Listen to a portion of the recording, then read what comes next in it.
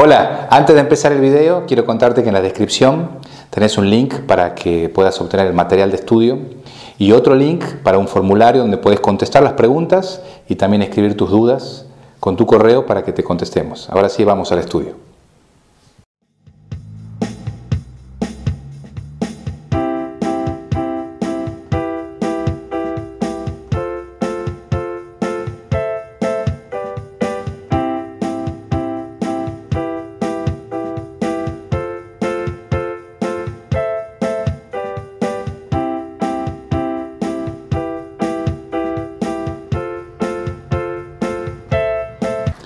Bueno, muy bien, seguimos entonces con el estudio de Génesis, lección 4. Hoy vamos a ver en esta lección los capítulos 3 al 5 de Génesis. Y hemos visto en la lección anterior, en la 3, el capítulo 1 y 2, y como dos miradas de la creación. O sea, por un lado la mirada panorámica de Génesis capítulo 1, y que corresponde a la primera Toledot, como dijimos, y luego capítulo 2, donde es una mirada de primer plano, a la creación del hombre, de la mujer, cómo los coloca en el huerto y la institución del matrimonio. Bueno, ahora Génesis 3 sigue con ese mismo relato, pero va a contar ahora la otra parte, ¿no? La otra mirada de cuál es el problema con el ser humano. Entonces, vamos al capítulo 3, versículo 1. Hasta ahí era todo ideal, era bueno en gran manera, y hubiera sido ideal obviamente que ellos vivieran en ese huerto del Edén, hubieran seguido viviendo, pero se introduce un personaje en el versículo 1 que dice: la serpiente era astuta más que todos los animales del campo que Jehová Dios había hecho, la cual dijo a la mujer: con que Dios os ha dicho no comáis de todo árbol del huerto.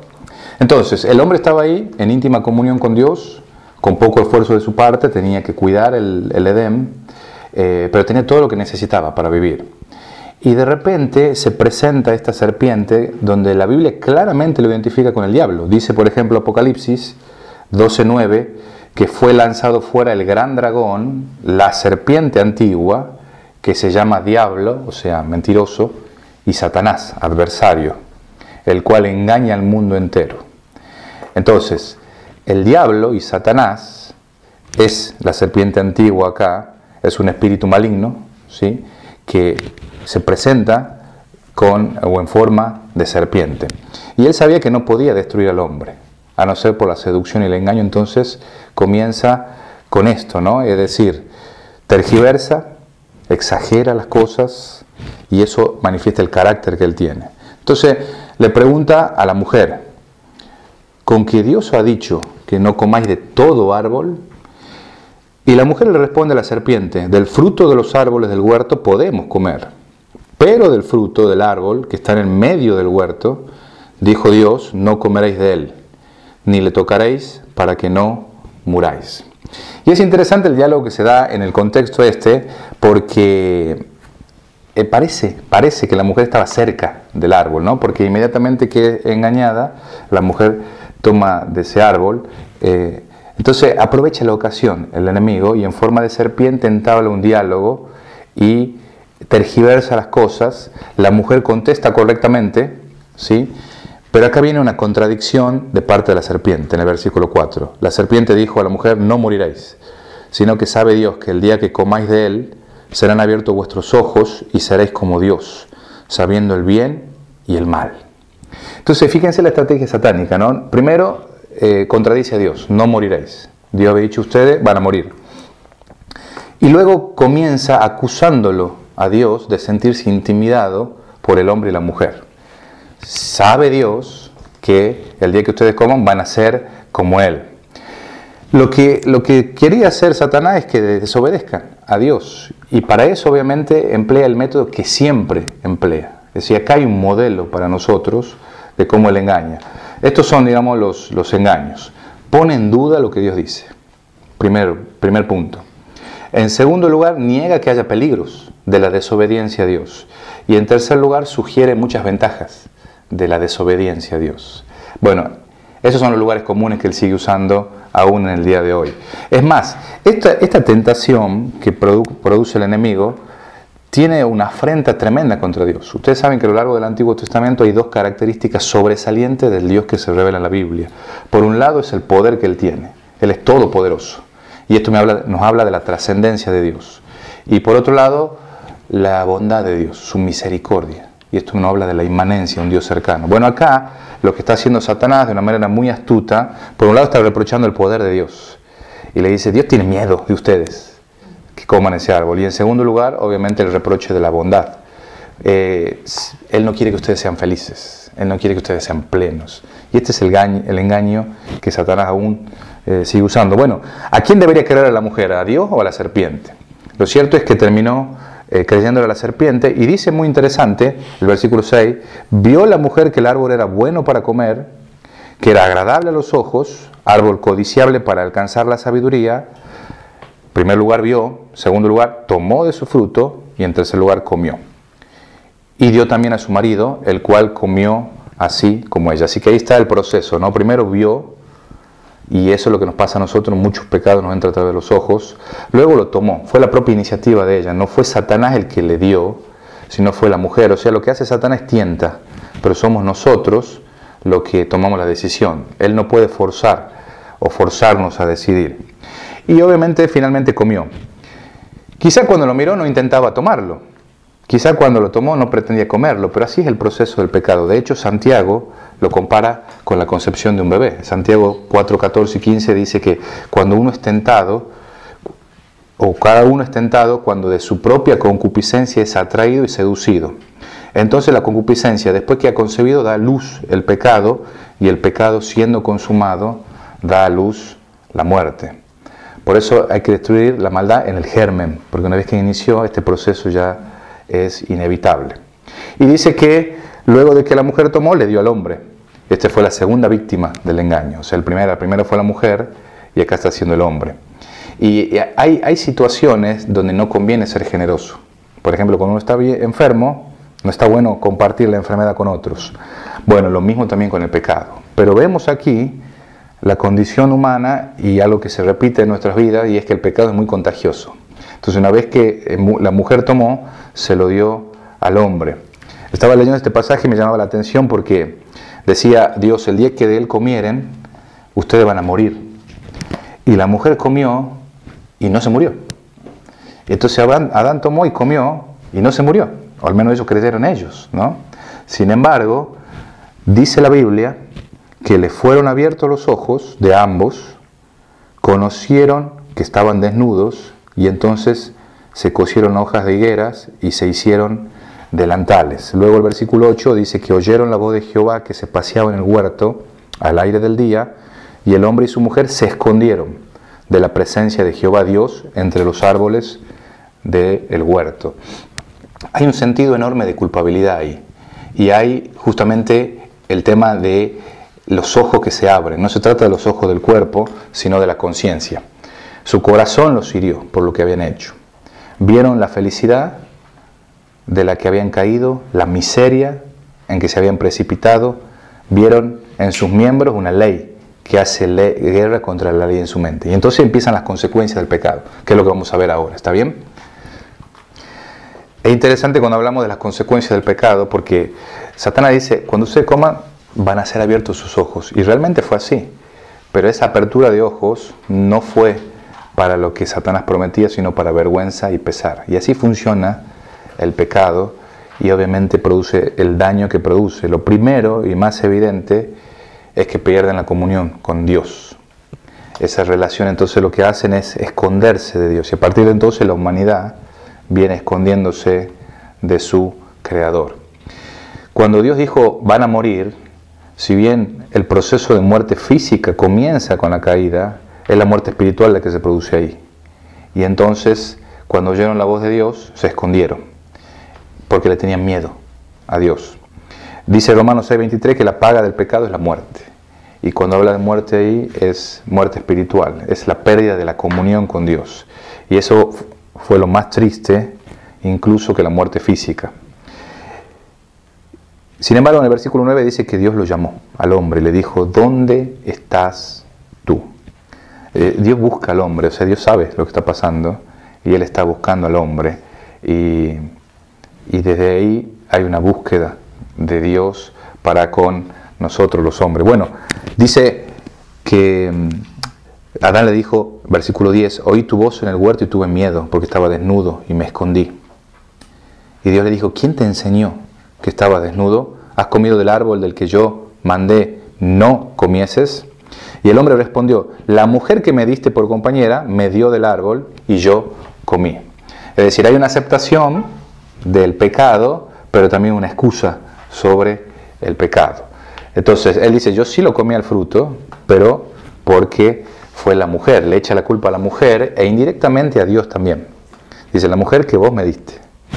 Y eso también es un modelo para nosotros. Hay una extraña propensión en quienes somos tentados a decir que Dios es quien nos tienta. O sea, o que la culpa la tiene Dios. Por eso es que Santiago es tan enfático y dice, Dios no tienta a nadie. Es el abuso de los dones de Dios, lo que nosotros hacemos, que nos lleva a violar las leyes de Dios. Y entonces cuando le pregunta a la mujer hace lo mismo que el hombre, le echa la culpa a la serpiente. ¿Sí? Sin embargo, las consecuencias del pecado es para los tres. Y para hacer un resumen de lo que está ahí desde el versículo 14 al 24, podemos decir por un lado, para la serpiente le dice, sos maldita. Maldita serás entre todas las bestias y entre todos los animales. Vas a andar sobre tu pecho y vas a comer polvo. Y dice el versículo ahí muy interesante, cuando está hablando de las consecuencias, hay como una doble línea de consecuencias de pecado. Por un lado, le dice, vos como serpiente, como animal, vas a andar por la tierra, ¿sí? Vas a comer polvo. Pero por otro lado, tiene un mensaje ahí que es muy interesante en el versículo 15. Pondré enemistad entre ti y la mujer y entre tu simiente y la simiente suya. Y tú le herirás en el calcañar, en el talón, pero ella te va a herir en la cabeza. Y ahí, obviamente que hay una interpretación teológica. Muchos ven ahí un protoevangelio, o sea, una primera indicación de que Dios iba a salvar a estas personas. Entonces, fíjense cómo hay una doble línea. Por un lado, hay una mención hacia la serpiente en cuanto a animal, pero también hay una mención hacia Satanás, y menciona una derrota que iba a tener definitiva a través de la simiente o la descendencia de la mujer. Eso es en cuanto a la serpiente, Satanás. Luego hay para la mujer consecuencia, dice básicamente, multiplicar en gran manera los dolores en tus preñeces, con dolor darás a luz tus hijos, tu deseo será para tu marido. Otra traducción dice, desearás controlar a tu marido y él se enseñoreará de ti. U otra traducción dice, él gobernará sobre ti. Y hay otra distorsión ahí. Fíjense en las cuestiones más fundamentales, en la dinámica de relación, tanto hacia sus hijos como hacia su esposo. Lo que hace la caída es distorsionar el modelo o el plan de armonía que Dios había propuesto. Y en cuanto a Adán, dice, maldita será la tierra por tu causa. Entonces no solamente hay una maldición hacia la serpiente, también hay una maldición hacia la tierra, pero no hay una maldición hacia el hombre acá. No hay una maldición ni hacia Adán ni hacia Eva, sino hacia la tierra. Con dolor comerás de ella todos los días, espinos y cardos te producirá, comerás plantas del campo, con el sudor de tu rostro comerás el pan, y finalmente dice, volverás al polvo. Otra vez, cuando Dios crea a Adán, como vimos digamos en la lección anterior, Él le dice, tenés que obedecerme en todo, tenés que hacer tu trabajo y tenés que cuidar a tu familia. Bueno, estas dos cosas, al desobedecer a Dios, se distorsionan. Tanto el hacer su trabajo como el cuidar a su familia. Y sí hay una mención al final de que vas a morir físicamente, vas a volver al polvo. Hay una mención ahí entonces en Génesis 3.15 de el Evangelio, ¿sí? Cuando habla de simiente de mujer y simiente de la serpiente. Por otro lado, hay una cuestión muy interesante, vamos a ver ahí en el versículo 20, que llamó a Adán el nombre de su mujer Eva, por cuanto ella era madre de todos los vivientes. Esa referencia también es muy significativa porque tiene también dos líneas, y esto es lo que uno observa en Génesis, ¿no? Por un lado, la grandeza del hombre por ser hecho imagen de Dios, y por otro lado, la perversión que tiene debido a la caída. Entonces, esta idea también está ahí presentada en eso, porque cuando Dios crea a Eva, Adán le dice, vas a ser llamada mujer o varona. Entonces, la relación primaria era de esposos. Pero aquí le cambia el nombre ahora por Eva, que significa vida, pero en referencia ya a sus hijos, a que ella iba a ser madre. Entonces la relación primaria deja de ser la de esposos y ahora comienza a ser la de madre. Por supuesto también hay una mezcla ahí entre Adán, que significa tierra, y Eva, que significa vida, en cuanto a el ser humano, ¿no? En su parte material y su parte inmaterial. También dice que le hace pieles, y ahí también hay una referencia a esperanza de redención. Tiene que matar animales para hacerles pieles, derrama sangre de estos animales y los cubre, donde también hay un señalamiento hacia el futuro de la redención. Y por otro lado, dice que Jehová puso querubines y corrió al hombre y a la mujer del huerto del Edén y puso ángeles que protejan para que no puedan entrar. Dice el versículo 24, que echó pues fuera al hombre y puso al oriente del huerto de Edén querubines y una espada encendida que se revolvía por todos lados para guardar el camino del árbol de la vida. Este árbol de la vida desaparece de la Biblia y recién lo volvemos a ver en Apocalipsis. Cuando hay una nueva creación aparece de nuevo este árbol de la vida, porque Dios dice, si ellos comen el árbol de la vida van a vivir permanentemente en este estado de decadencia. Entonces también para resguardar que el hombre no viva así, es que los expulsa del Edén. Tiene que vivir fuera del Edén, se va más para el este. Obviamente que el Edén, al quedar descuidado, se deteriora también, al igual que toda la tierra, y desaparece este lugar tan hermoso en el cual el hombre vivió originalmente. Luego sigue el capítulo 4, en esta decadencia del hombre, y dice que a Adán y Eva le nacieron dos hijos, Caín y Abel. Tenemos que centrar en esta historia, pero el capítulo 5, versículo 4 dice que tuvieron muchos hijos. O sea, no es que tuvo 2 ni 3, tuvieron muchos hijos ellos. Pero lo que quiere señalar acá el autor intencionalmente en el capítulo 4 es cómo esta caída o esta descendencia o esta decadencia del ser humano se va evidenciando. Acá hay dos hijos, por un lado Caín, el mayor, y luego el segundo, Abel. Según la Biblia, en el versículo 1, dice que cuando Eva lo concibió al primero, dijo, por voluntad de Jehová he adquirido varón. Así que demuestra gratitud y fe, ¿sí?, en Dios. Y luego Abel, que es el segundo. Pero curiosamente dice que Abel fue pastor de ovejas, o sea, en primer lugar, y luego Caín dice que fue labrador de la tierra, cada uno con sus tareas. Por un lado Abel, que era pastor de ovejas, y por otro lado Caín, que era labrador de la tierra. Y cada cual, ¿sí?, según el versículo 3, andando el tiempo, trajo del fruto de la tierra una ofrenda a Jehová. Así que esto de la ofrenda no es un invento tardío, realmente desde el principio se practica esto en la humanidad, una adoración a Dios a través de una ofrenda. Y ambos, tanto Caín como Abel, trajeron la ofrenda. Primero dice que trajo Caín del fruto de la tierra, y luego Abel trajo de los primogénitos de sus ovejas, de lo más gordo de ellas. Y dice el versículo 4 que miró Jehová con agrado a Abel y a su ofrenda, pero no miró con agrado a Caín y a la ofrenda suya.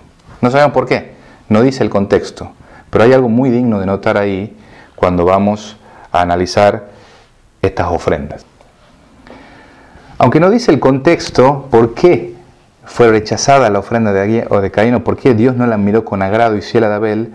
Sí es interesante notar el orden en el que están expresados. Lo que dice el texto es que lo que no miró con agrado fue a Caín y a su ofrenda. O sea que acá hay un problema aparentemente del corazón, de cómo estaba siendo ofrecida esta ofrenda, al igual que Abel, ¿no? ¿Cuál era el corazón? Porque dice que Dios miró con agrado a Abel y a la ofrenda que él había dado. Esto produjo un enojo muy grande en Caín. Dice que en el versículo 5, se ensañó Caín en gran manera y decayó su semblante. Es decir, se evidenciaba en su rostro la enorme molestia, el enojo que esto le había producido. Y entonces el versículo 6 dice que Jehová dijo a Caín, ¿por qué te has ensañado? ¿Por qué ha decaído tu semblante? Noten bien el versículo 7. Si bien hicieres, ¿no serás enaltecido? y si no hicieres bien, el pecado está a la puerta. Con todo esto, a ti será su deseo y tú te enseñorearás de él. Lo que está diciendo ahí es, cuidado, ten mucho cuidado con que el enojo haga lugar ahí. Si hay un arrepentimiento, vas a tener recompensas, pero si actúas mal, vas a tener también las consecuencias. Entonces, ten mucho cuidado con el pecado. Vos podés controlarlo, él no te tiene por qué controlar a vos. Pero bueno, no pasó eso. Realmente Caín dejó que el pecado controle su vida. Y entonces, cuando salieron al campo, dice la Biblia, que Caín mató a Abel. Caín se levantó contra su hermano Abel y lo mató. El asesinato del hermano hizo patente lo que había en el corazón de Caín, y eso nos da un poco una guía de por qué Dios había rechazado la ofrenda de Caín. Entonces, cuando Abel está muerto, Dios le pregunta, ¿dónde está tu hermano? Y responde Caín, no sé, ¿soy yo acaso guarda de mi hermano? Y Dios le dice, ¿qué has hecho? La voz de la sangre de tu hermano clama a mí desde la tierra. Entonces Dios confronta este pecado, y es muy interesante en el original en que está escrito, porque la palabra sangre está en plural. Es como si dijera, las sangres de tu hermano está clamando desde la tierra. No solo su sangre, sino de la de todos los que podrían haber descendido de él, estaban clamando ahí contra Caín. Es tan grave este pecado, es decir, el homicidio es el pecado más grave que hay, que las consecuencias de este pecado son también muy grandes. Número 1, versículo 11, maldito seas. Y acá hay una primera maldición hacia el ser humano ya. No es solamente hacia la serpiente y hacia la tierra, sino que ahora es maldito Caín. Luego le dice, la tierra no te va a producir, versículo 12, y vas a ser un errante y un extranjero en la tierra. Justamente las dos cosas que él esperaba encontrar en la tierra, como labrador de la tierra, que era su sostenimiento y su residencia, dice, no vas a poder tener esto de la tierra, Caín. Y entonces dice la Biblia ahí que obviamente Caín se lamentó y dijo, grande es mi castigo para ser soportado, versículo 13. He aquí que me echas hoy de la tierra, de tu presencia me esconderé y seré errante y extranjero en la tierra. Y sucederá que cualquiera que me hallare me matará. Entonces dice el versículo 5, le respondió Jehová, ciertamente cualquiera que matare a Caín, 7 veces será castigado.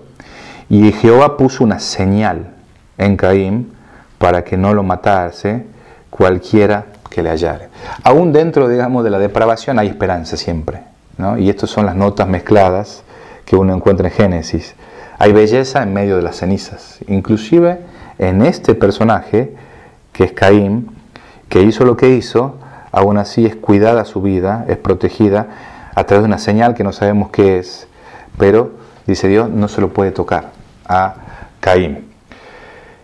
Luego habla de la descendencia de Caín. Hay unos cuantos versículos que menciona las descendencias de Caín. Dice que él fue a vivir más al oriente, un poco más todavía, yéndose cada vez más al oriente, a la tierra de Nod, y conoció ahí a su mujer, y ahí tenemos que hacer un paréntesis, tuvo muchos hijos, Adán y Eva.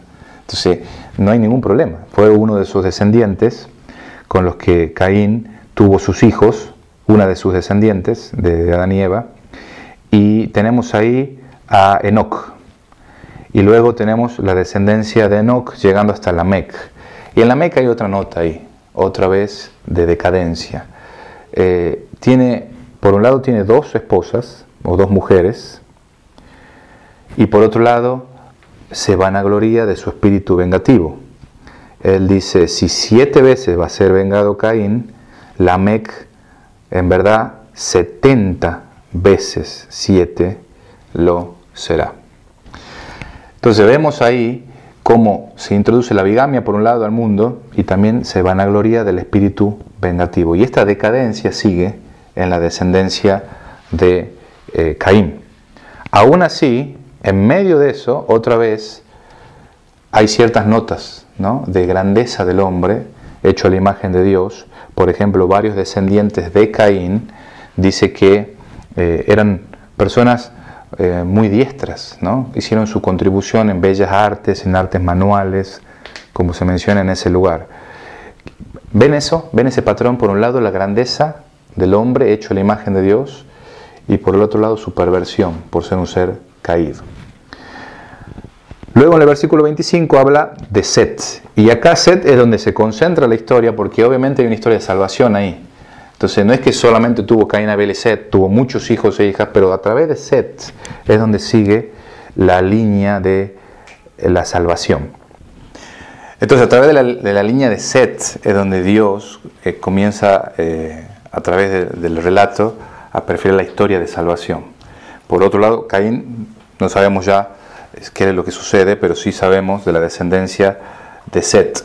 Y entonces, capítulo 5 sería otra Toledot, que sería la descendencia de Adán a través de Set, y menciona ahí en el 5.1, este es el libro de las generaciones de Adán, el día en que creó Dios al hombre, a semejanza de Dios lo hizo, varón y hembra los creó y los bendijo y llamó el nombre de ellos Adán, el día en que fueron creados. O sea, esto es una recapitulación de lo que ya dijo. Pero ahora viene el versículo 3, que dice que vivió Adán 130 años y engendró un hijo a su semejanza, conforme a su imagen, y llamó su nombre Set. Y esto es un contraste muy fuerte, porque Adán fue creado a imagen de Dios, pero Set fue conforme a la imagen de Adán. Y ya en Adán tenemos un ser caído. Tenemos por un lado un ser que es grande porque es hecho a la imagen de Dios, pero por otro lado que es perverso porque está caído. Entonces toda esta descendencia, aunque están invocando el nombre del Señor y están buscando a Jehová, se ve estos aromas mezclados en sus vidas. Por eso es que el relato es como muy triste lo que sigue, porque si bien habla de los descendientes de Set a través de los cuales va a venir el Salvador Jesucristo, el relato es como repetitivo. Nació, tuvo hijos e hijas y murió. Nació, tuvo hijo e hija y murió. Todos mueren, ¿no? Y esa es la realidad triste de lo que le pasa a la humanidad. Como dice Romanos 5.12, como el pecado entró al mundo por un hombre y por el pecado a la muerte, así la muerte pasó a todos los hombres por cuanto todos pecaron. Bueno, eso le pasó a los descendientes de Adán. Vivieron muchos años, ¿no? Y uno tiene que tener en cuenta otra vez el tema de los años. Nosotros tenemos que tener en cuenta el tema de los años de acuerdo a quien lo escribió. En el caso más antiguo, debe haber, siendo Moisés, o si fue posterior, sea como sea, para ellos un año es un año lunar, 360 días. Entonces, cuando habla de que alguien vivió 960 años, está diciendo que vivió mucho tiempo realmente. Es decir, ellos creían que estas personas vivían mucho más de lo que ellos mismos vivían en su época y que nosotros vivimos en nuestra época. Por eso cuando veamos el diluvio, vamos a ver cómo dañó a la creación eso y cómo se acortó la vida notablemente después de eso. Bueno, tenemos ahí un promedio de vida de 912 años, estas personas. Vivieron muchos años, pero aún así murieron. El que más vivió es obviamente que muy reconocido, Matusalén, 969 años, y él fue el papá de Lamec.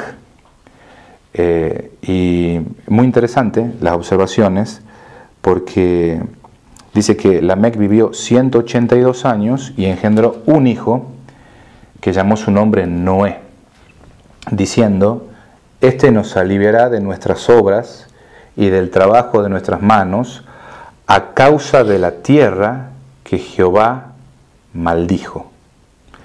Y entonces nos introduce a la siguiente historia, es decir, esta Toledot especial nos introduce a la siguiente Toledot que va a ser sobre Noé, donde sí va a dedicar un poco más de espacio la Biblia, pero fíjense que Noé pertenece a toda una ascendencia o descendencia de hombres que están buscando a Dios.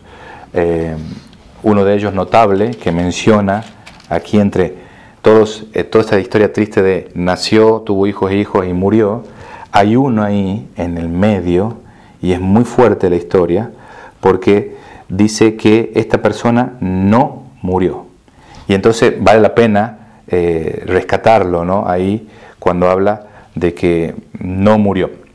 5:22 dice que caminó Enoc con Dios después que engendró a Matusalem, que el que más vivió, engendró hijos e hijas, y a los 365 años desapareció porque le llevó Dios, ¿no? Entonces este es un testimonio de alguien que caminó con Dios y que no murió. Entonces otra vez, un mensaje de esperanza en medio de la decadencia. Siempre hay belleza en medio de las cenizas, y desde el inicio, aunque Génesis es muy realista en la realidad del hombre, hay notas de esperanza y de salvación por todos lados. Aún en la perversidad más extrema, como es de Caín y su descendencia, vemos que Dios desde la entrada o desde el inicio, va llevando a cabo un plan de salvación que vamos a ir viéndolo a lo largo de Génesis y que obviamente nos apunta hacia Jesucristo. Pero bueno, eso es para la próxima lección. Seguimos en el próximo estudio, este estudio de Génesis. Gracias.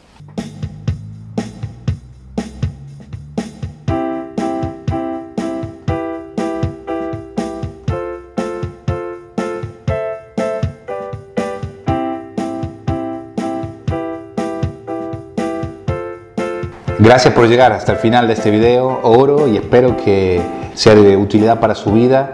Y si usted desea seguir recibiendo estos videos, por favor suscríbase al canal y active las notificaciones. Así todas las semanas les llega una lección nueva. Dios mediante, el próximo martes vamos a subir la siguiente. Muchas gracias. Dios lo bendiga. Nos encontramos en el próximo video.